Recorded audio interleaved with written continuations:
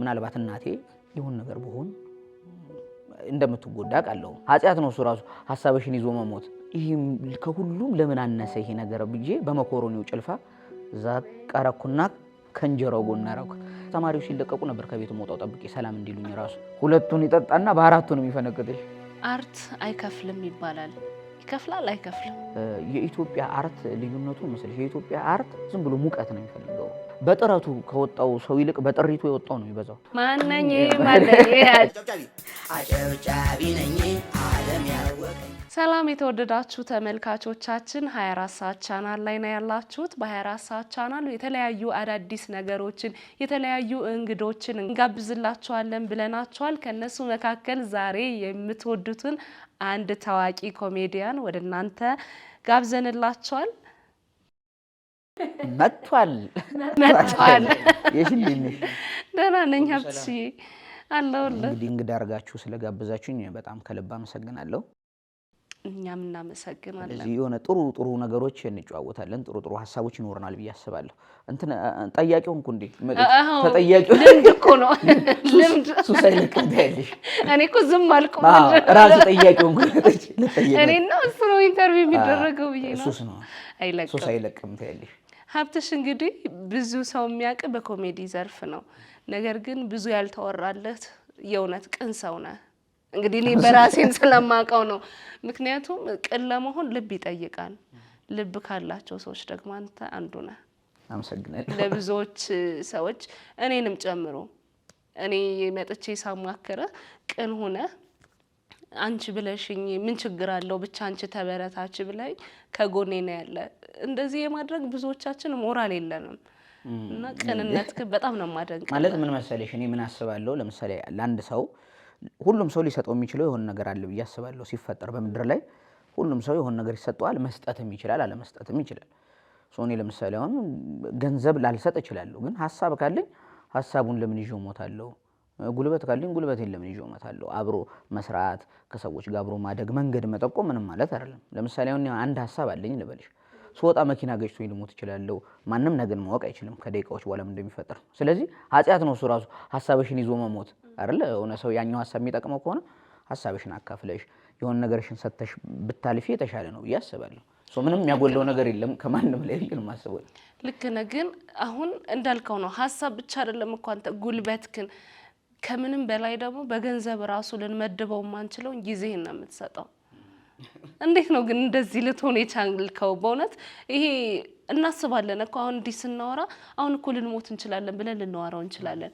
ልክ የሆነ ወሬ ስንቀይር ግን ያን ሐሳብ እንረሳዋለን አንተ ግን ልብህ ይገርመኛልና ከምን የመነጨ ነው ካስተዳደግ ነው ወይስ እኔ አላቅም ብቻ ዞሮ እውነት ለመናገር በዛ ልክ በጣም የሆነ ጥሩ ሰው ነኝ ብዬም ማሰብ አልችልም ምክንያቱም ብዙ ጉድለቶች ብዙ ስተቶች አሉብኝ በራሴ እንደ ሰው ማለት ነው ሰው እንደሚያጠፋው ግን ሁሉ ጊዜ ግን አንድ ነገር አስባለሁኝ ምንድነው አንድ ግጥም አለ አይደል ጽድቅና ኩነኔ ቢኖርም ባይኖርም ከክፋት ደግነት ሳይሻል አይቀርም ይላል ከተቻለ እሱን ለማድረግ መሞከር ነው በዛ ውስጥ ለማለፍ መሞከር አሪፍ ነው ምንም ማለት እኔ ጋር ምን ያጎልብኛል ብዬ አስባለሁ ለምሳሌ ላንቺ የሆነ ነገር ካለኔ ጋር ማካፈል የምችለው ቅድም እንደነገርኩሽ ጊዜም በነገራችን ላይ ካልተጠቀምሽበት ምንም ትርጉም የለውም ሰዎች ጊዜ እንግደል ምናምን ይላሉ እኮ ጊዜ አይሞትም ሰውየው ነው የሚሞተው ምንም ጊዜ ልትገዩ አትችይምና ስለዚህ ጊዜሽን ከመገዩ የሆነ ቦታ ብታሳልፊ ከሰዎች ጋር አሪፍ ነው አይደል ያ ሰው ያንቺ ጊዜ የሚጠቅመው ከሆነ ምን ችግር አለ ጊዜሽን ሼር ብታደርጊ የሆነ ቦታ ከምታሳልፊበት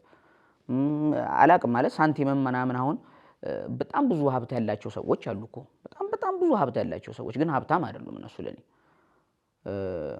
ምንድነው ሀብታምና ባለጸጋ ይለያያል ይላሉ ሰዎች እንዲህ ሲያወሩ ሲናገሩ ከሰማሁት ባለጸጋ ማለት አብሮ ጸጋ የተሰጠው ሰው ባለጸጋ ሲሆን እግዚአብሔር አብሮ ጸጋ ስለሚሰጠው ያለውን ነገር የማካፈል ነገር ይኖረዋል ይላሉ ሀብታም ግን አያካፍልም ይላሉ እኔ አላውቅም እንግዲህ ሐሳቡ ሀብታም ሲሆን ገንዘቡ ብቻ ነው የተሰጠው ጸጋው አብሮ አልተሰጠውም ይላሉ ስለዚህ እግዚአብሔር በሆነ መንገድ የሰጠሽን ነገር በታካፊ በብዙ መንገድ ደግሞ እግዚአብሔር ይጠብቅሻል በጤናሽ ይጠብቅሻል ከሆነ ነገር ይጠብቅሻል ምናምንና ከተቻለ ጥሩ ለመሆን መሞከር ራሱ አንድ ነገር ነው መስቴፕ በመሄድ ብዬ አስባለሁ ጥሩነት አይነ የሆነ ጥሩነት ለራስ ነው ሰላም የምናገኝበት እና ስለሚገርመኝ ነው ከጓደኞቼም ጋር ወራለሁኝ እኔ ከቤተሰቦቼም ጋር ምክንያቱም ኤነርጂ የሚሆነ ሰው ከዛ ደግሞ ልደክም ስትል ይሄ እንዲህ ቢሆን ትላለና ከጎን ሆኖ የሚያበረታታ ሰው ሲኖር መታደል ነውና እኔ እንግዲህ አንተን የመሰለ ሰው ስለተዋወቅኩ እኔ እድለኛ ነኝ። እኔ አመሰግናለሁ ስላወቅኩሽ ደስ ብሎኛል። ሀብትሽ የት ሰፈር ልጅ ነህ? እኔ ቀጨኔ ልጅ ነኝ። ቀጨኔ ታውቂዋለሽ? ቀጨኔ እኔ ቀጨኔ ነው ያደኩት። ያው ልጅ ሆኜ ነው የመጣሁት። የ6 ወር ህፃን ልጅ ሆኜ ነው ወደዛ የመጣሁት። ሌላ ቦታ ነው የተወለድኩት፣ ግን ከ6 ወር ጀምሬ እዛ ነው ያደኩት። እኔ ቀጨኔ እንደተወለድኩ አድርጌ ነው የማስበው። ብዙ ኢንተርቪዎች ላይም ተናግሬያለሁ። ቀጨኔ ነው ሰፈሬ። አስተዳደግ ምን ይመስል ነበረ? እንደማንኛውም ኢትዮጵያዊ እሱ ዝም ብሎ እንደማንኛውም ኢትዮጵያዊ ሊያድግ አይችልም። እኔ ካምፕ ውስጥ ነው ያደኩት። ካምፕ ታውቂያለሽ? አይ ሰዎች ተፈናቅለው ሲመጡ የሚቀመጡበት ካምፕ አለ። እንደ አዳራሽ ተደርጎ በሳጠራ በምናምን ተጋርዶ ምናምን ነበር የኖርነው እስከ ተወሰነ ዓመት። እስከ ስንተኛ ክፍል ማለት ነው? እኔ እስከ 5ኛ ክፍል ምናምን እስከመደርስበት ጊዜ ድረስ ማለት ነውና ከዛ በኋላ በቃ ወጣን። ካምፑ ፈረሰ ሌላ ጉዳይ ሲፈልግ ስለነበረ። ከዛም በኋላ ግን አልወጣንም። ቀጨኔ አካባቢ ነበር የምንኖረው። አሁንም ያለሁት ቀጨኔ ነው እና ያው ትምህርት የመጀመሪያ ደረጃ ትምህርት ቤት የተማርኩት ቀጨኔ ደብረ ሰላም የሚባል ትምህርት ቤት አለ። ከዛ ቀጥሎ ሃይ ስኩል ድልበር የሚባል ትምህርት ቤት አለ ወደ አዲስ ገበያ፣ እዛ ነው የተማርኩት። ከዛ ቴክኒክና ሙያ ነበር ነጥብ አልመጣልኝም። ቄራ ተማርኩኝ። ከፍተኛ የሚባል ትምህርት ቤት ነበር። እዛ ልብስ ስፌትና ዲዛይን ነው የተማርኩት። የመጀመሪያ ዲዛይነር ነበር። ልብስ ስፌትና ዲዛይን ነው የተማርኩት። እዛኔ ያው ስሙ ምናምን ደስ ብሎኝ ነው የገባሁት። ቴይለር ምናምን ይላልና ምን አይነት ትምህርት ነው ብዬ ስገባ መስፋት ነው ለካ ቴይለር ስሙ በቃ ይልኛ ስሙ ነው ብዬ ከዛ ስራ ጀመርኩኝ። ሙላት ጋርመንት የሚባል ወደ ሳሪስ አካባቢ ልብሶች የሚሰራበት ድርጅት ነበረ። እዛ ገባሁኝ። ከዛ በኋላ ብዙ ቦታዎች ሰርቻለሁ። ሆርማት የሚባል የደረቅ ጭነት ማመላለሻ ድርጅት ውስጥ የመውጫ መቁረጥ፣ የመኪና የተሳቢዎች የምናምን። ከዛ ደግሞ ብርጭቆ ወረቀት ፋብሪካ ውስጥ ማሽኖች ሲገጠሙ እዛም ሰርቻለሁ። ብቻ እንደዚህ እየሰራሁኝ በመሃል ነው ወደዚህኛው ወደ አርቱ የመጣሁት። መሃል የሆነ 2001 ሊገባ አካባቢ ክረምት ላይ ቲያትር ምናምን ኮርስ ምናምን አየሁኝና ተማርኩኝ ማለት ነው። እዛ እየተማርኩኝ ባላገሩ አይደል ተመዘገብኩ ለመወዳደር። ከዛ ሄድኩኝ በድምጽ እየተወዳደርኩ ምናምን ነው። እየዘፈንክ? አዎ ዘፍን ነበር። አይ የምር ድምጽ ቆንጆ እኮ። አይ ዘፍን ነበርና ከዛ በኋላ ግን ያው አብርሃም መድረክ እንድመራ እድል ፈጠረልኝና ከዛ የመጀመሪያ መድረክ ይሄን ወይ ደግሞ ይሄ በቴሌቪዥን ሆስት የማድረግ ምናምን እድሉን እዛን ጊዜ ነበር ያገኘሁት። እንደዚህ ነበር ሂደቶቹ። ስላስተዳደጊ ነበር የጠየቅሽኝ። እስከ መጨረሻው ነው ሄድኩት። እስከ ውድድሩ። አይ እንደዚህ ሲሆን ደስ ይላል። ለማሳጠር ለኔንም አቀለልኩኝ ደጋግመሽ ከምትጠይቂ በየማል። በማን ሙዚቃ ነበር የተወዳደርከው ታስታውሳለህ? የመጀመሪያ በይርዳው ነበር፣ ግን እነሱ አላወቁትም ነበር። አይ ቲንክ የማን ዘፈን ነው ብለው ጠይቀውኝ ነበር። በእግዚአብሔር አስተዋሳል ዘፈን እስቲ ልሞክራ።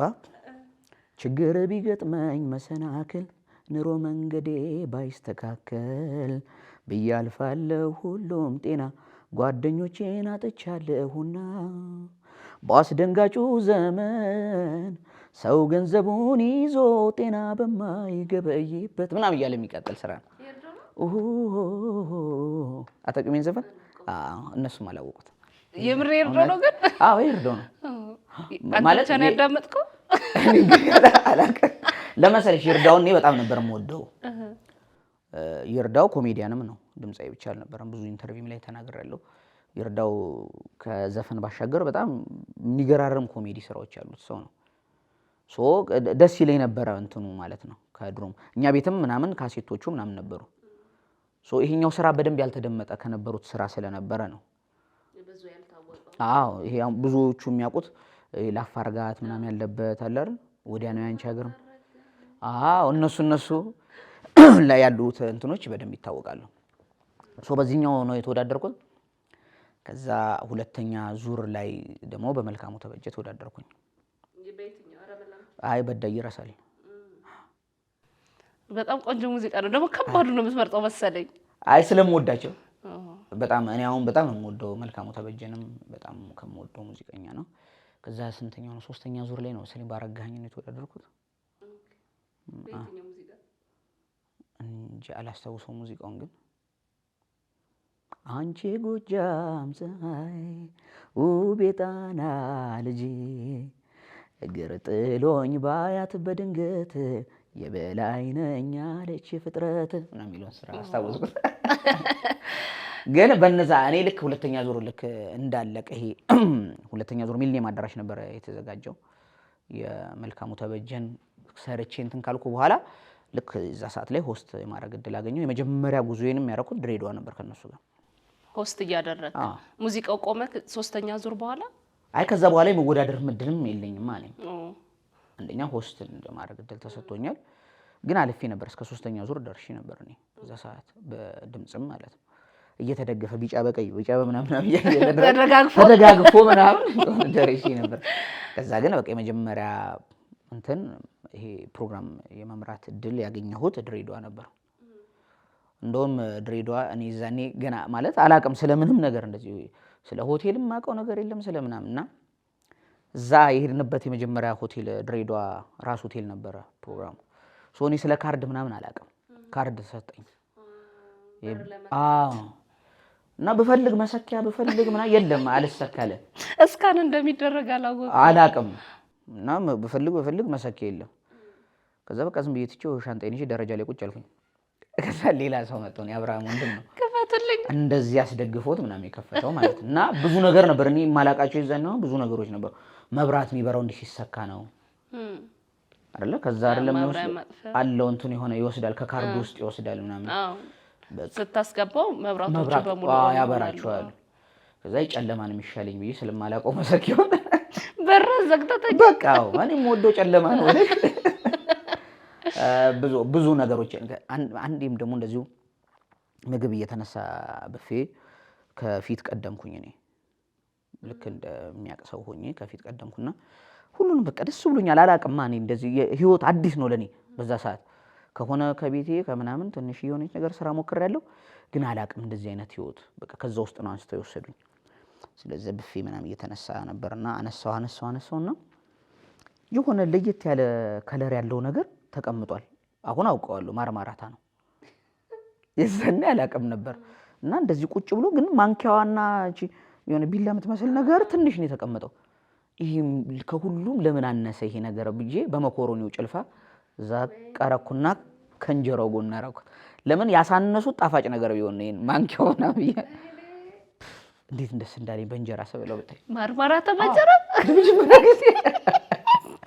በቃ ከዛ ሌላ ሰዎች ሲስቁ ምናምን ይገባኝ። ከዛ በኋላ እንደማይበላ ተቀብቶ ምናምን እንደማይበላ ሲበሉ አያቸው። ከዛ በኋላ ነው እንጂ እኔ ከፍርፍሩ ጋር ምናምን ጋር ከመኮሮኒ ጋር ድብልቅልቅ አርገ ድብል አርገ ነው የመጀመሪያ ማርማራታ በእንጀራ ይበል የመጀመሪያ ሰው ተብያለሁ። የመጀመሪያ ሰው እና ግን እንደዚህ አይነት ነገሮችን እያወቅሽ ትሄጃለሽ። ከዛ በኋላ ያው ብዙ ሁሉንም ክልሎች አብሬያቸው ዞሬያለሁ። የመጨረሻው የምታስታውሽ ከሆነ ባላገሩ አይደል አይ ቲንክ የመጨረሻው ላይ ካምፕ ገብተው ነበር ተወዳዳሪዎች 25 ሲቀሩ ኩሪፍቱ ሪዞርት ገብተው የመጨረሻው ላይ 25 ተወዳዳሪዎች ካምፕ ገቡ። በቃ የዛኔ እኔ ደግሞ አቆምኩኝ ማለት ነው። የዛኔ እኔ ያቆምኩት እንጂ እስከዛ ሰዓት ድረስ ሁሉም ክልሎች ላይ ሰቆጣ፣ መቀሌ፣ ጎንደር፣ ባህር ዳር፣ ደሴ፣ ኮምቦልቻ፣ ድሬዳዋ፣ ሐረር፣ ጅጅጋ ሙሉ ኢትዮጵያን ዙራ ሁሉንም ጋር አብሬያቸው ይጃል አብሬያቸው ነው። ምን ልምድ አገኘህበት? አሁን በየሀገሩ ሲንሄድ የተለያየ ልምድ ነው የምናገኘውና አንተ ምን አገኘህበት? እኔ አይ ቲንክ አላቅም የዛኔ ብዙም እንደዚህ ልምድ አግኝቻለሁ ማለት አልችልም። ለምን ልጅነትም ነበረ። በቃ ደስ ይለኝ ነበር ሰው ሰላም ሲለኝ ምናምን ያኔ ሰው ሲያቀ በቃ ሰላም ነው ምናምን ሲሉ በጣም ደስ እና ትምህርት ተማሪዎች ሲለቀቁ ነበር ከቤቱ መውጣው ጠብቄ ሰላም እንዲሉኝ ራሱ ደስ ይለኝ ነበር። በቃ የሆነ በቃ አለ እንትን ብለሻል አይደል በቃ ግን አሁን ለዛ ነው ብዙም አይገርምኝ። አሁን እውነት ለመናገር እኔ ሰው ሰላም ቢለኝም ባይለኝም አትችልም ቢለኝም ትችላለህ ቢለኝም እውነት ለመናገር ብዙም አይደንቀኝም። ያን ያህልም እንደ መገረምበት ነገርም የለም ብዬ ነው ማሰብ። ምክንያቱም ልጅ ሆኜ የሆነ ነገሩን አይቻለሁ። በዛ ውስጥ ብዙ ስህተቶች ፈጥሬ ያለፍኩባቸው ጊዜያቶች አሉ። በብዙ ችግሮች ውስጥ አልፌያለሁ፣ በብዙ ደስታዎች ውስጥ አልፌያለሁና ብዙም እንትን አይለኝም። አሁን ግን በእርግጠኝነት አሁን ባለሁበት እድሜ ግን ብዙ ነገር ማገናዘብበት ብዙ ነገር የማይበት ታይም ነው እያስባለሁ። አሁን ትልቁ ነገር ምንድነው በህይወትህ ብትኝ የምደሰትበት መኖር ብቻ ያስደስተኝ። ምክንያቱም ለኔ የሆነ የተጨመረልኝ ነገር አለ፣ ለሌሎች ያልተሰጠ ለኔ ግን የተጨመራል። ምክንያቱም ምናልባት የሞቱ ሰዎች አሉ በዚህ ሰዓት መኖር ፈልገው ምናምን፣ ግን እግዚአብሔር በምንም ውስጥ ይሁን በህመም ውስጥም ይሁን በመከራ ውስጥም ይሁን ምናልባት የሆነ ቀን ሲጨምርልሽ ደስ የሚል ነገር አለውና እሱ አሁን ለኔ ልምድ ከህይወት ምንድነው ልምድ ብትኝ ቀን ሲጨመር ማመስገን እንዳለበት የሰው ልጅ ያስባለሁ። በችግር ውስጥ በሐዘን ውስጥ ይሁን በህመም ውስጥ ይሁን በምንም ነገር ውስጥ የሆነ ቀን ሲጨመርለት እግዚአብሔር ምክንያት አለው ዛሬን የጨመረልኝ ቀን ብሎ እንዲያስብ ነው። ከዛ በዘለለ ብዙም እውነት ነገር ብዙም አልጨነቅም ለሌላ ጉዳይ። እንግዲህ ስለ ኮሜዲ ደግሞ እንዴት ነው የተጀመረው? ከድሮ ጀምሮ ነው ወይስ ከሆነ ጊዜ በኋላ ነው? ስታንድ አፕ ኮሜዲ ምናምን እየተባለ ይሰራል፣ አጫጭር ድራማዎች ትሰራለህ። እንዴት ነው እሱስ የመጣው? ብዙም እኔ እውነት ለመናገር ዘፋኝ መሆን ነበር የምፈልገው። በጣም ማለት ዘፈን ወድ ነበር ከልጅነቴም ጀምሮና ከዛ በኋላ ግን ልጅ ሆነን ቲያትር ምናምን መስራት ጀመረን። ድሮ ታውቂያለሽ ሴቭ ዘ ቺልድረን የሚባሉ ምናምን እንደዚህ ድርጅቶች ነበሩ እና በየትምህርት ቤቱ ተማሪዎችን እየወሰዱ የጸረ ኤድስ ክበብ ምናምን ሲባል ታውቂያለሽ? በቃ እንደሱ አይነት ክበቦች ነበሩኛ። ፍቅር ለሁላችን የሚባል ክበብ ነበረን ድሮ ኤሌመንተሪ እያለን። ከዛ ደግሞ ሃይ ስኩል ስንገባ ሌላ እንደዚህ አይነት ክበብ ነበረ። ከዛ ቲያትር ምናምን እንሰራ ነበርና ቲያትር ስንሰራ ምናምን ይስቃሉ ሰዎች። ዝም ብሎ ምን መሆን ጀመረ ማለት ነው፣ የሆነ የማሳቅ ነገር አለ ማለት ነው የሚለውን ሐሳብ በመያዝ ከዛ እንዳልኩሽ ቲያትር ምናምን ኮርስ መጣ። እሱንም ስማር ምናምን የሚሰጡኝ ካራክተር የኮሜዲ ነበረ ለኔ ማለት ነው። ከዛ ባላገሩ መጣ። ባላገሩ ላይ ደግሞ ልወዳደር ሄድኩኝ። አብርሃም ነገሮችን አይቶ ወደ ኮሜዲው እንትን ብትል አሪፍ ነው፣ ለኮሜዲ የሆነ ነገር አለ ምናምን የሚለው ነገር መጣ። ወደዛ ሄድኩኝ። ግን እዛ ባላገሩ ከመሄድ በፊት ሲዲ ነበረኝ እኔ የኮሜዲ ሲዲ ታስታውሻለሽ? በሲዲ ዘመን ሲዲ ሙዚቃ ፊልም ምናምን ጭውውቶች፣ አጫጭር ጭውውቶች ድሮ ብዙ ኮሜዲያኖች ነው የሚሰሩት። የዛኔ ሲዲ ምናምን ሰርተናል። አንድ ሲዲ ኤምባሲው የሚል ሲዲ ነበረ። ግቢው ምናምን የወጣ ጊዜ ማለት ነው 2001 ላይ አካባቢ ማለት ነው። አይ ቲንክ ልክ ሲዲ ሊቆም አካባቢ ሲዲዎች ምናምን ሊቆሙ የነበረበት ታይም ልክ እየተቃረበ ነበር ሰዓት ላይ የሲዲ ስራ ነበረኝ ኤምባሲው የሚልና 2200 ብር ነው ምናምን ያወጣንበት ሙሉ የአንድ ሰዓት ምናምን ስራ ነው። ብዙ ብር ነው አይደል ያኔ? ዋው 200 ብር ነው እንደዚህ ተዋጥቶ እንጂባራ ምናምን የሚባል እንትን ነበር፣ አሳታሚዎች ነበሩ ድሮ ታውቂያቸዋለሽ? ሲዲ አርዲ ነው የማውቀው እኮ ግን እንደሱ ነበሩ እንጂባራ ምናምን ጎጃም ሙዚቃ ቤት ምናምን የሚባሉ ሙዚቃ ቤቶች ነበሩ እዚህ ጎጃም በረንዳማ እና እዚህ ኡራኤል ጋር ነበሩ።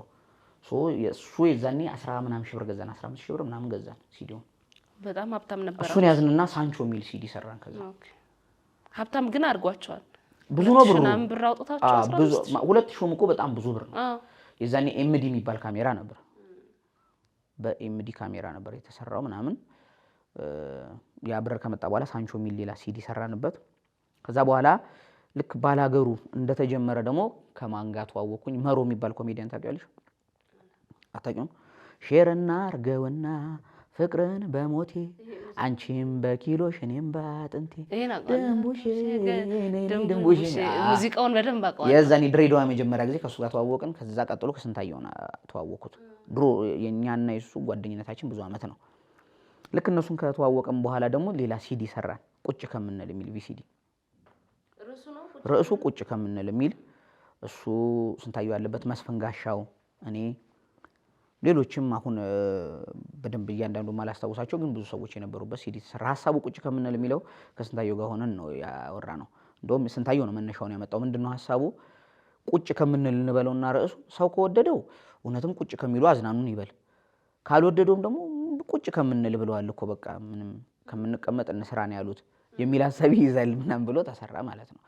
እነዛ ሲዲዎች መጡ። ከዛ በኋላ ግን ከሌሎች ኮሜዲያኖች ጋር ምናምን የመገናኘት እድሉ መጣ። ስታንዳፖች በጣም ይሰሩ ነበር ድሮ፣ ስታንዳፕ በጣም ነበር የሚሰራው። ከዛ በኋላ ከሌሎች ኮሜዲያኖች ጋርም የመስራት እድሉ መጣ። ስታንዳፕ ኮሜዲዎች ምናምን መሰራት ጀመሩ። በፊት በደንብ ይሰራ ነበር። አሁን እንደውም ብዙም ስታንዳፕ ኮሜዲ እየተሰራ አይደለም እንጂ በፊት በጣም ይሰሩ ነበር አይደል? ቦሌ ሮክ ተሰርቷል። ሻራተንም ጋዘላይት ነበር። ስታንዳፖች በፊት ይሰሩ ነበር። ቬላ ቨርዲ። እኔ እንደውም የተወሰኑት ላይ ደርሻለሁ። የተወሰኑት ላይ ቦሌ ሮክ ላይ ምናምን እንትን አላልኩም፣ አልደረስኩም። ግን ሰው አልስቅ ብሎ አያውቅም። እንግዲህ ስታንዳርድ ኮሜዲ ሲሆን ፊት ለፊት ነው አይደል? እንደ ቲያትር አንድ ጊዜ የምትገናኘው። ብቻ እንደዛ አንዴ አልሰቅም አላለው? አዎ አንዴ ለኔ ብቻ አይደለም ለሁሉም አልስቅ ብለው ሀብታሞች ነበሩ።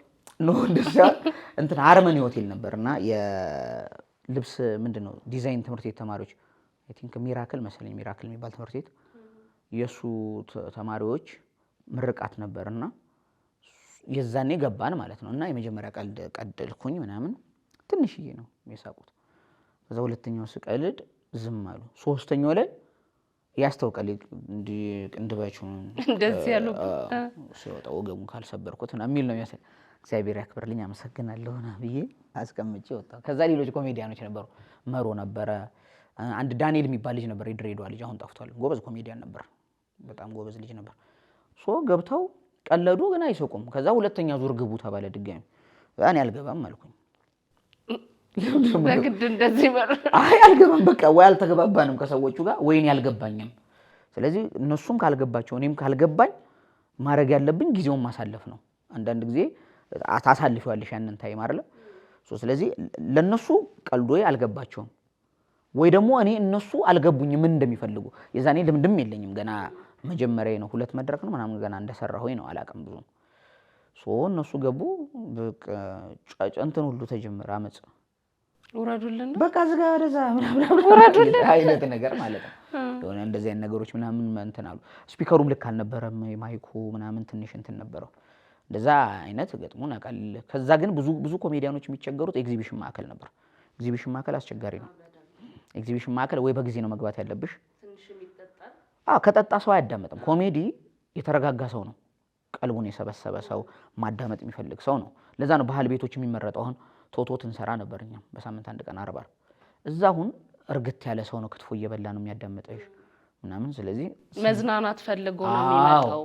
እዛ ባስቴር ጠጅ ነው የሚፈነክትሽ ለመጠጣት ሽል እያልሽ ከሚገዛው ጭቁም ወደ ከሰዓት ከሆነ ለመፈንከቻ 4 ጠጅ ይገዛል። 2ቱን ይጠጣና በ4ቱ ነው የሚፈነክትሽ። ሽል እያልሽ ነው መቀልሽ። ስለዚህ ሳይጠጣ ሰው ነው ኮሜዲ ራሱ ሰው ሊገባው የሚችል ኮሜዲ ብቻም አይደለም ኮሜዲ ስብከት እንኳን በተረጋጋ ነገር ውስጥ ነው የሚደመጠው አይደል? ኮሜዲ ደግሞ ማሳቅ ነው አላማው። ሰው እንዲስቅ የተረጋጋ ነገር ይፈልጋል። አይምሮ ሰላም የሆነ ሰው ማለት ነው። ስለዚህ የጠጣ ሰው ጋር ሰክሯል፣ ምን እንደምታወሪም ሊሰማሽ አይችልም። በቃ ሙዚቃ ነው የሚፈልገው። ስለዚህ ለሱ ሙዚቃውን ነው የምታደርጊለት። እንግዲህ ሀብትሽ ኮሜዲ እንደዚህ ነገርከን። አርት አይከፍልም ይባላል። ይከፍላል አይከፍልም? ምንድን ነው የሚከፍለው? ዋጋ ነው። እንዶች ብዙም ለውጥ ዋጋ ነው የሚያስከፍለው፣ ለውጡን አናየውም ይባላልና ይለውጣል ወይስ ራስን ያስለውጣል? ማለት በጣም ብዙ ሰዎች አሉ። አሁን በቅርብ ጊዜ መተውም እኮ አይደለ ሰክሰስ ያደረጉ ሰዎች አሉ። ረጅም ዓመት ሙያው ላይ ቆይቶም ደግሞ ምንም ውጤት ያላመጡ አሉ። የመጀመሪያው ነገር ብዬ የማስበው አንደኛ ምናልባት የሰውየውም ሊሆን ይችላል ብዬ አስባለሁ። ሁሉም ነገር አይከፍልም ማለት ስለማይቻል ማለት ነው። ራሱ ሰውየው ጋር ምን ያህል ጥረት አድርጓል፣ ምን ያህል ተጉዟል የሚለው አለ። ሌላው ነገር ግን የኢትዮጵያ አርት ልዩነቱ መስለሽ የኢትዮጵያ አርት ችሎታ አይደለም ወይ ደግሞ ይሄ ዕውቀት ምናምን አይፈልግም። ዝም ብሎ ሙቀት ነው የሚፈልገው። በቃ ዝም ብሎ በሄደበት ምናምን ልታይ የሚል አይነት ሰው ሲሆን የሆነ የማጭበርበር አይነት መንገድ የለው ይሉኝታ የሌለው ምናምን ሰው የሚለወጥበት ሀገር ነው ብዬ አስባለሁ። ኢትዮጵያ ውስጥ መሰለሽ እውነት ለመናገር አሁን በጥረቱ ከወጣው ሰው ይልቅ በጥሪቱ የወጣው ነው የሚበዛው። የሆነ ጥሪቱን አሟጦ የወጣው እንጂ ጥረቱን ይዞ የወጣው ሰው ብዙ አይደለም አይደል? ወይ በሆነ ነገር ተደጋግፎ የወጣው ሰው ይበዛል። ስለዚህ እውነተኛ ለመናገር አርት ይከፍላል ብዬ አስባለሁ። በመክፈል ደረጃ አይከፍልም ማለት አይቻልም። መክፈል ልዩነቱ ስለሚለያይ በልቶ ማደረም ያው ስለተከፈለው ነው የሚበላው። ደረጃው ይለያያል። አንደኛው የተሻለ ኑሮ ይኖራል፣ አንደኛው ደግሞ ያው ለዕለት ጉርሱ አያጣም። ስለሚወደው ሙያውን ግን እዛ ውስጥ እየተፍጨረጨረ ደግሞ ይኖራል ማለት ነው። ኢትዮጵያ ውስጥ አርት ውስጥ ገብቶ አንድ ሰው ሀብታም መሆን ካለበት የመጀመሪያው ነገር ማድረግ ያለበት የማስበው ይሉኝታን ማስወገድ አለበት። ለሰዎች መጨነቅ የለበትም። ይሄ የምሰራው ሀሳብ የሆነ ሰው ያስቀይማል እንትኖችን ይላል ምናምን ብሎ ተጠንቅቆ የሚሰራ ሰው ሸመኛ ሰውን ብዙ ነው በቃ የሚያውቅ ሰው ሀብታም አይሆንም። ዕውቀት ፈሪ ስለሚያደርግ አንድ ሰው ስለሆነ ነገር ሲያውቅ ይጨነቃል። ይሄን ብል ሰዎች ይደብራቸው ይሁን ይሄን ባረግ እንደዚህ አለማወቅ ግን በጣም ነው ደፋር የሚያደርግሽ። ካላወቀ ሰው አይፈራማ። የምታውቂው ነገር አይደል የሚያስፈራሽ። ስለዚህ አለማወቅ በቃ ሳታውቂው ዝም ብለሽ የምትጓዢ ከሆነ የተሻለ ነገር ልታገኝ ትችላለሽ ያስባል። አሁን አንተ ቀደም ሙዚቀኛ ነበር መሆን የምፈልገው አልከ፣ ግን ስለምትጠነቀቅ ነው ብዙ አልበሞችን ያላወጣው እንጂ አሁን እኮ ማውራት ከቻለ ሰው ሙዚቀኛ ሆኗል። እውነት ነው። የሚናገረው ይስፈል ማውራት የቻለ ሁሉ ይዘምራል። መስፈን ግን እንዳልኩሽ ነው። አንዳንድ ጊዜ ምንድነው መሰለሽ የሆነ ነገር ልትሰሪ ታስቢና የተሻለ ነገር ባይሆንስ ብለሽ ትፈሪያለሽ ነገሩን ማለት ነው እንጂ ብዙ ሰው እውነት ለመናገር ብዙ ሰው እንደውም ዘፈን ስራ ምናምን ይለኛል እኮ ሰዎች አሉ እንደዛ የሚሉኝ። ግን ደግሞ ከሰራሁኝ ቢያንስ የሆነ ትንሽም ቢሆን የሆኑ ሰዎችን የሚደሰቱበት ነገር ቢሆን ብዬ አስባለሁ። ያ ሁሉንም ማስደሰት አንችልም። እንኳን እኛ ፈጣሪም ሁሉንም አላስደሰተም።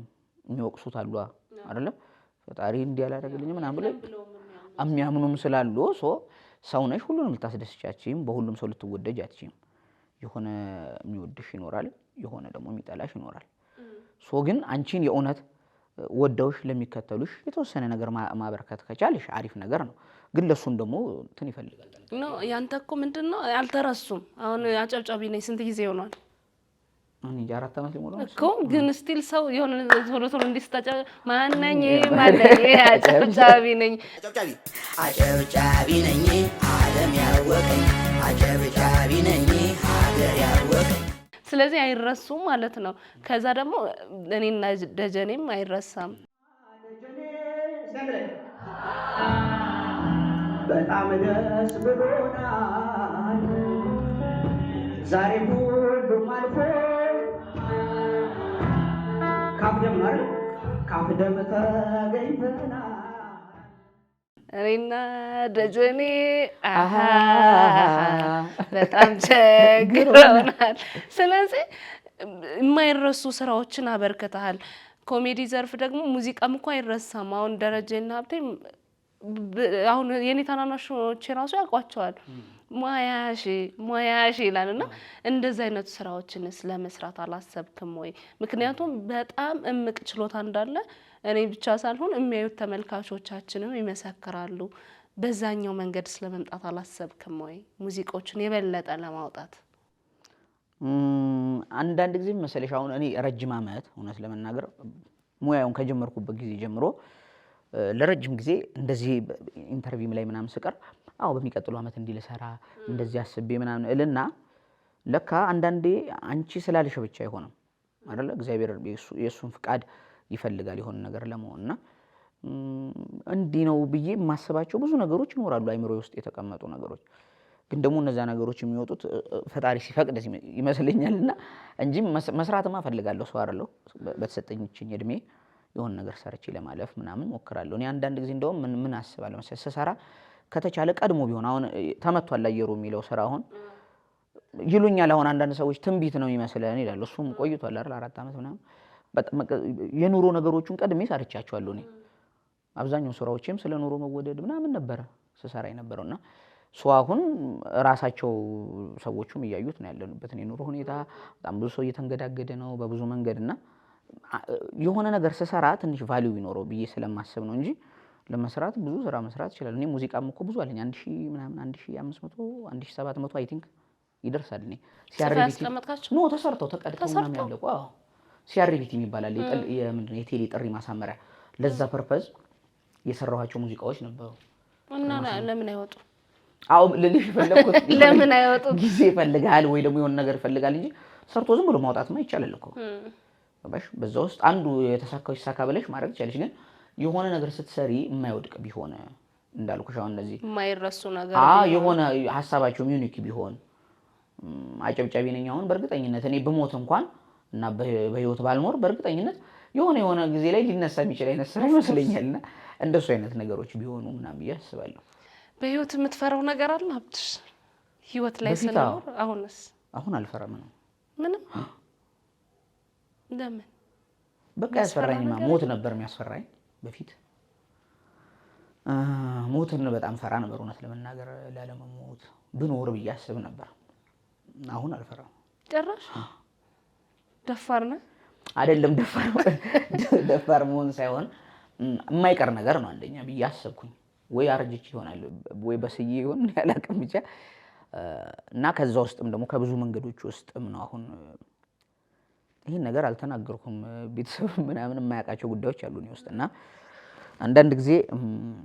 ወደ ሞት የሚባለው መንገድ ደርሰሽ ልትመለሽ ትችያለሽ። በቃ የሆነ ሞት የሚባለው መንገድ ላይ ማለት ነውና የሆነ ነገሩን አይተሽው ከተመለስሽ ብዙም ላትፈሪ ትችያለሽ። ገባሽ? ምናልባት ለእናቴ ፈራ ይሆናል አሁን እኔ ለራሴ ሳይሆን ግን ምናልባት እናቴ የሆነ ነገር በሆን እንደምትጎዳ አውቃለሁ። እኔ ነኝ የመጀመሪያ ልጅ የቤተሰባችንና አንድ ወንድም ነው ይላል እኛ ጋርና ምናልባት የሆነ ነገር ቢፈጠር ምናምን ብዬ ስለሷ አፈራለሁ፣ ቀድሜ እጨነቃለሁ እንጂ ከዛ በዘለለ እኔ አሁን እንዴት ብዬ ልግለጽልሽ? ለምሳሌ ሕክምና ሄደሽ ወይ ምናምን ይሄ በሽታ እንደዚህ ሲባል ሰምተሽ ታውቂያለሽ? የሚገል በሽታ የመዳን እድሉ ይሄን ያህል ነው ያ ነው የመሞት እድሉ እንደዛ ነው ምናምን እንደሱ አይነት ነገር ይኖራል እና እነዛ ነገሮች ሲኖሩ ብዙም እንግዲህ ሀብትሽ ቀጣይ በምን እናገኝሃለን? በምን ስራ ትመጣለናለህ? አዲስ አመት አልልም ብለሃል፣ ግን እኔ በግድ አስብልሃለሁ። እንግዲህ ያው እየሰራን ነው፣ ካንቺ ጋርም በጣም ጥሩ ስራዎች እየሰራን ነው ብዬ አስባለሁኝ። እያሳደግናቸው እንሄዳለን በደንብ። አሁንም ጥሩ እየታየ ነው። በጣም ነው እንደውም እኔ በጣም ደስተኛ ነበርኩኝ እውነት ለመናገር። ለምንድነው ደስ ያለኝ መሰለኝ? እኔ እውነት ለመናገር የሆነ አብሮኝ ያለ ሰው የሆነ ነገር ቢያገኝ ብዬ ሁሌ አስባለሁ። ማግኘት ማለት በገንዘብ ብቻ አይደለም፣ ደስታን ቢያገኝ ሰላምን ቢያገኝ ምናምንና ጭንቀትሽን አይቼው ነበር ልትጀምሪ ስትይ የነበረው ያወጣሻቸው ወጪዎች በጣም ብዙ ናቸው ምናምን፣ ግን ገንዘቡ እንኳን ባይመለስ ቢያንስ ደስ የሚል ነገር ፊድባክ ነበረው። በጣም ነው ቪውዎችሽ ጥሩ ነበሩ ምናምንና ደስ ብሎኛል። ይበልጥ ደግሞ በሚሊዮን ይታይልሽ። አሜን። እና እሱንም ደግሞ እናሳድገዋለን፣ በደንብ ጥሩ ነገሮች እንሰራለን። እዚህ ደግሞ አሁን ያለንበት ይሄንንም ቻናል በደንብ እንሰራበታለን። ብዙ ስራዎች ይዘንበት የምንመጣበት ቻናል ይሆናል። የራሴንም ደግሞ ቻናል ላይ እግዚአብሔር ከፈቀደና ነገሮች ከተስተካከሉ ያው ቅድም እንዳልኩሽ ትንሽ መስተካከል ያለበት ነገር አለ። እግዚአብሔር ፈቅዶ በህይወት የምንኖር ከሆነ እግዚአብሔር ያውቃል።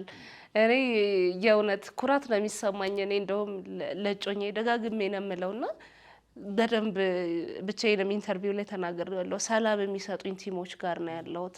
ዋናው ሰላም ነው፣ የሚረዳ ሰው ማግኘት ነውና በጣም ነው የማመሰግናችሁ። ሀብትሽ እንግዲህ ዝና ምንም ጥያቄ የለውም እና ዝናን ከዛ መጥቶ የሆነ ሰው እኔ ለማለት ሁሉ ሰፈራ ነው አንተ ቀድመህ እያልክልኝ የነበረውና በጣም አመሰግናለሁ ወንድሜ። እግዚአብሔር ያክብርህ።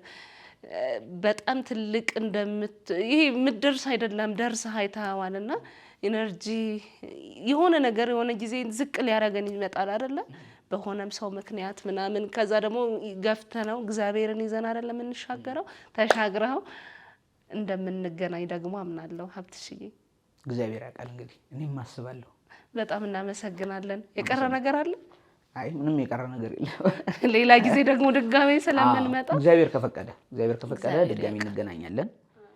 ብዙ ስራዎችን እንሰራለን። ያው የሰው ልጅ ሊያስብ ይችላል፣ የሚፈጽመው ደግሞ አምላክ ነውና እነዛ ነገሮች እኔ እንደውም ብዙ ጊዜ እላለሁ እርግጠኛ ሆኜ ያወራለሁ እንዴ አንቺ ነገ እንዴ እግዚአብሔር ነገ ያኖረኛል እላለሁ።